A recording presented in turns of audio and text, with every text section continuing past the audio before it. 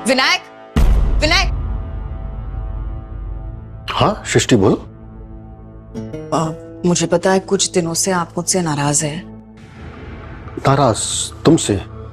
विनायक मुझे पता है। तुमसे नाराज क्यों रहूंगा मैं?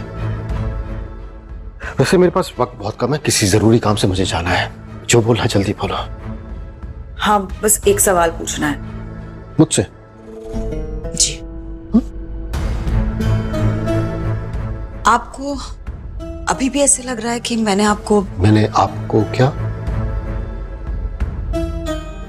आपको ऐसा लग रहा है कि मैंने आपको धोखा दिया है? विनायक सच कह रही हूं, मैंने आपका विश्वास नहीं तोड़ा। तोड़ा है विश्वास? चीट किया है तुमने, धोखा दिया है। नहीं विनायक, वो जानक और ब्रिजभूषण आपको गुमराह कर रहे हैं। हाँ पता है। हाँ पता है आपको, वही तो मैं भी कह रही हूं ना।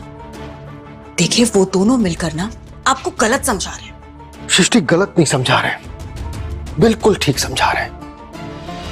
इतने वक्त से जिस औरत पर मैं आंख मूंद कर विश्वास कर रहा था ना, वो मुझे सही राह दिखा रहे हैं। वो बता रहे हैं कि मैं गलत था तब, अब सही कर रहा हूं। सृष्टि मुझे जरूरी काम से जाना है, इतनी बात करनी थी। नहीं, मेरी बात पूरी नहीं हुई है, अभी बात करनी है। हैरान हो रहा हूं मैं सृष्टि तुम्हारी बात सुन के। एक वक्त था जब मैं तुमसे बात करना चाहता था, लेकिन तुम्हारे पास टाइम नहीं था। तुम्हें मेरी बात पसंद नहीं आती थी, तुम्हें कुछ काम याद आ जाते थे, लेकिन आज देखो तुम्हारी बात है कि खत्म ही नहीं हो रही। और अब जब सृष्टि बेहद परेशान है और उसे अब भी विनायक का साथ तो चाहिए, पर विनायक को अब सृष्टि की बातों क्या, उस पर भी भरोसा नहीं रहा। क्या? हाँ वो ऐसा लग रहा है जैसे पीसी सरकार का जादू होता है ना, जैसे घड़े में पानी नहीं है फिर पानी आ गया, वैसे। विनायक आप सब कैसे भी छोड़ेंगे तो मैं कुछ बात कर पाऊंगी। क्या कुलभूषण जी को आपने रोक के रखा था? ऐसा तुम्हें क्यों लगता है सृष्टि? नहीं मतलब मेरे पास कोई रीजन नहीं है, लेकिन मुझे पता है आपने ही रोका था। जब तुम्हें पता है तो फिर मुझसे अलग से आकर बात क्यों कर रही हो? विनायक मुझे पता होना और आपके मुंह से सुनना दोनों अलग बातें हैं ना।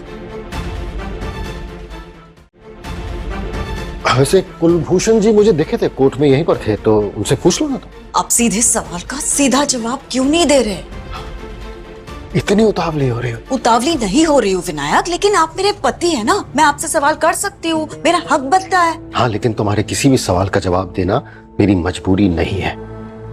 What? हाँ ठीक सुना तुमने सृष्टि, तुम्हारे किसी भी सवाल का जवाब देना मेरी कोई मजबूरी नहीं है। और आज सृष्टि उस आदमी को सामने पाती है अपने, जिसे वो सालों तक अपनी उंगलियों पर नचाती रही, 25 साल तक प्यार का नाटक करके।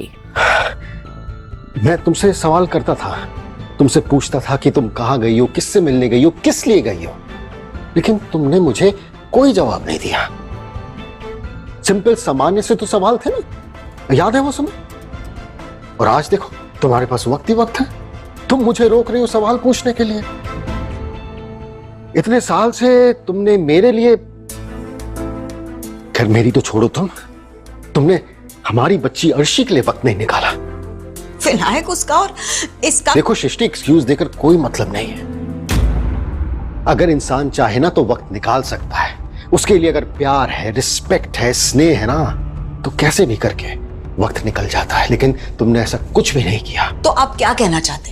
हाँ, कि डांस का करियर छोड़ के मुझे फैमिली लाइफ में आपके फैमिली मेंबर्स के साथ मेरी पूरी लाइफ खराब कर देनी चाहिए? माइंड यू सृष्टि, तुम मेरे परिवार वालों के लिए बात कर रही हो, सावधानी से।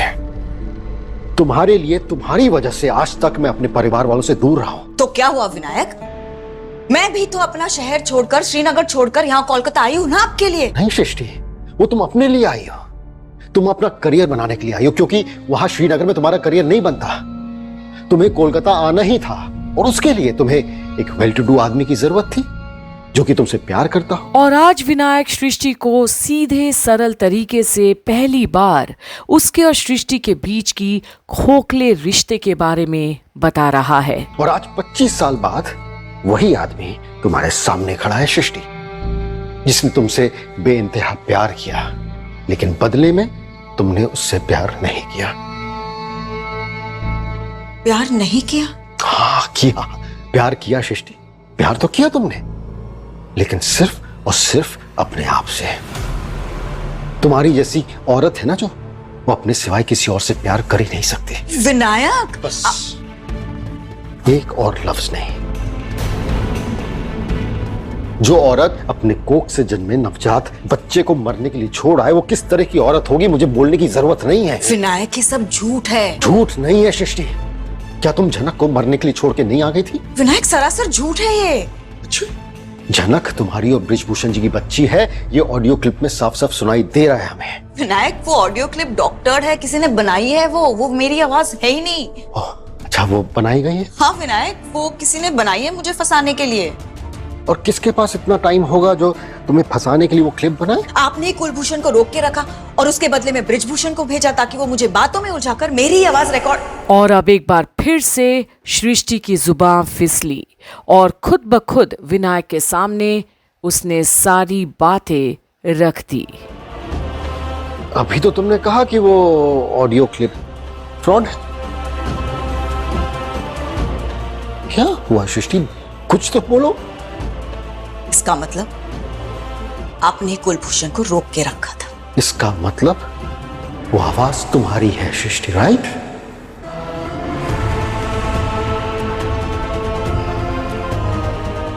आप अभी भी हमारी कॉन्वर्सेशन रिकॉर्ड कर रहे हैं क्या? कम ऑन सृष्टि, नहीं कुछ नहीं कर रहा हूं, तुम चाहो तो चेक कर सकती हो। और वैसे भी तुम मेरे पास आई हो, मैं तुम्हारे पास नहीं आया, तो इतनी जल्दी रिकॉर्डर ऑन करना पॉसिबल नहीं है।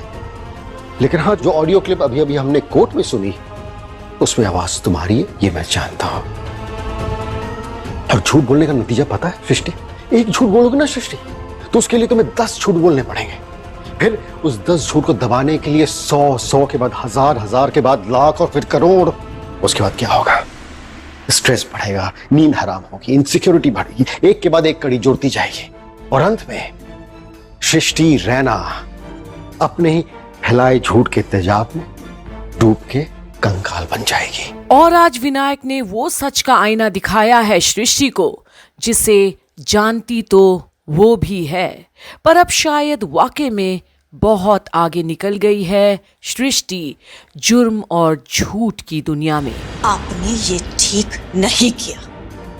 मैंने ठीक किया नहीं किया ये तो वक्त बताएगा सृष्टि, लेकिन हाँ, इतने सालों से जो आज तक नहीं कर पाया मैं, वो अब कर पा रहा हूं।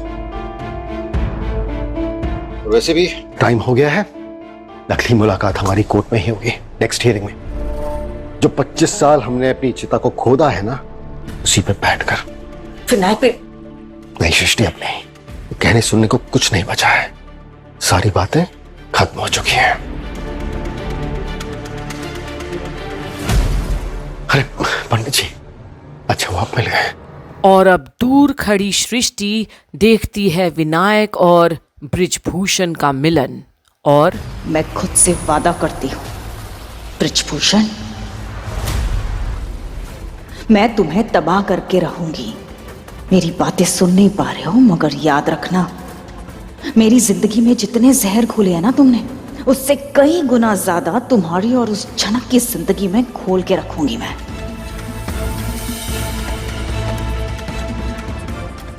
पानी मांगते रह जाओगे, मगर बिना पानी के तड़पते तड़पते मरोगे ब्रिजभूषण। ये वादा रहा सृष्टि मुखर्जी का। पर अब कोई ना कोई अंजाम तो देने वाली है सृष्टि इन सबको, जिन्होंने उसके खिलाफ खड़े होने की जरूरत की है। और वो क्या होगा, ये देखने के लिए आप भी बने रहिए कंप्लीट बॉलीवुड की आगे की अपडेट्स के लिए, जहां आप देख रहे हैं झनक की सारी अपडेट्स। बने रहिए कंप्लीट बॉलीवुड पर।